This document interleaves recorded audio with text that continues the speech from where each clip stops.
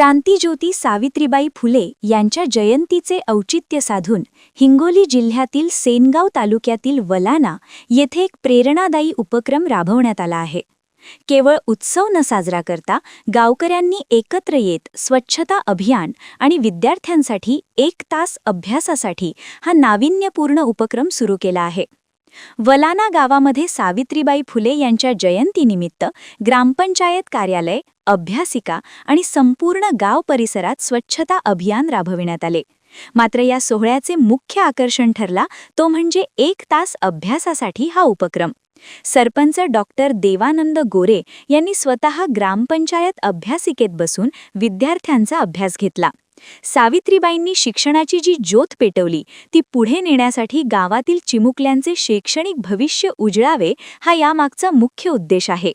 या उपक्रमामुळे वलाना गावाचे नाव जिल्ह्यातच नव्हे तर संपूर्ण महाराष्ट्रात कौतुकाने घेतले जात आहे।